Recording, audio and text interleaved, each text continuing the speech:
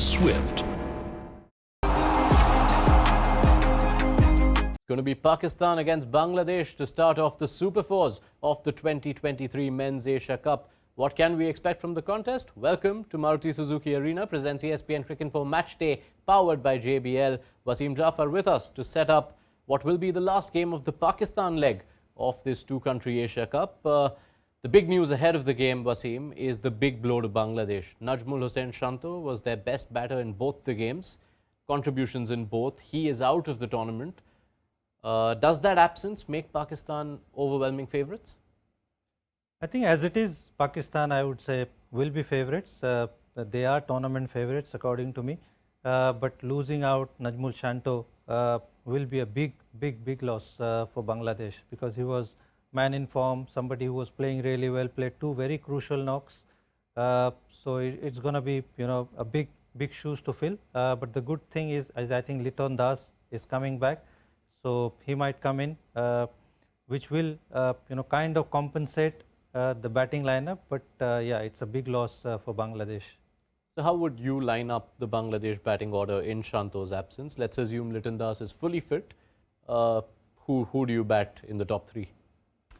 Well, I think Mehdi Hasan Miraz has to open, and then Litton probably is the guy. Or you might stick with Mohammad Naeem, give him another game, and Litton just come in at number 3. So it might be a lot easier. There's not many changes. Tawhid Ridoy, I feel, is better off if he bats at number 5, and Litton bats at 3. Or you could get Mohammad Naeem to probably bat at 3 and Litton to open. So it probably doesn't change too much. But no moving Mehdi Hasan Miraz, given what he's done, even if it was in a makeshift role. Yeah, I think you have to play him. He's got 100. He's playing on the similar ground, and somebody who batted so beautifully. You don't want to change it. Obviously, Pakistan is going to test him. They've got really a strong attack. But I think somebody who's got 100, you don't need to change anything. Looking a little more long term, do you see Mehdi Hasan Miraz playing this role at the World Cup if everyone is available for Bangladesh? I mean, if Tamim and Litton are available, then I don't see him play at the opener's place. He might come back to his 7 or 8. But if Tamim is not available, unfortunately, then you might consider that, because somebody who's done it at Asia Cup, got 100, you got to back him, because he doesn't have that kind of a power to bat at number 7 and 8. He can stitch a partnership, but he hasn't got that power to hit big sixes. So I think it's better off if you use him at the top order. That will be good for Bangladesh. Let's look at Pakistan now, whose batters might feel that it's been an age since they got a chance to do something. They have been comprehensive in the 3 innings, both suits against Nepal and then that bowling effort against India. The only area of concern, which we spoke about even before the tournament, was spin, and it was a bit exposed against India too. How do they start to address that? Well, I think they have to bowl better.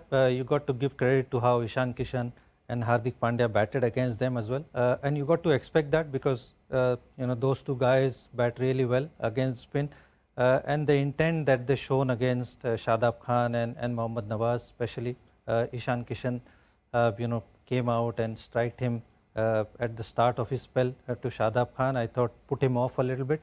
But he's a good bowler. Against Nepal, he's picked up 4 wickets. So you expect Shadab to come back stronger. Bangladesh generally doesn't play leg spin really well, even though they played Rashid Khan really well. This Lahore pitch doesn't help, spin bowling as much. But I feel Shadab and Nawaz are still decent bowler. You can't compare them to their fast bowling, obviously, which is their strength. But I don't think they are as bad as we make out them to be. So now when you add that factor, what you mentioned about spin not really having a great time at the surface, and you compare the Bangladesh bowling attack and this Pakistan bowling attack, does this play further into Pakistan's hand going into this contest? Yeah, like I said, Pakistan have got most bases covered. Their fast bowling, their batting has come good. Their openers haven't fired, even though they've only got 1 game. But they've got most bases covered. I think their spin bowling is still not as bad as we make out to be. Whereas Bangladesh, I feel their fast bowlers bowled really well against Afghanistan on that trying pitch, where there was not much help at all. But I thought the plan that they executed was beautiful. Their spin bowling is obviously a lot dependent on Shakib, but I think they played a perfect game against Afghanistan. Bangladesh played really a perfect game, and it's going to be a contest. You expect Pakistan to be favorites, but I think Bangladesh, will put up a fight. Right, so you've heard Wasim Jaffer's verdict. It should be a special occasion because Gaddafi Stadium gets to watch Pakistan playing in a multi-nation men's tournament for the first time since 2008. Build up to the game starts a little before the toss on Maruti Suzuki Arena. Presents ESPN Cricinfo Match Day, powered by JBL.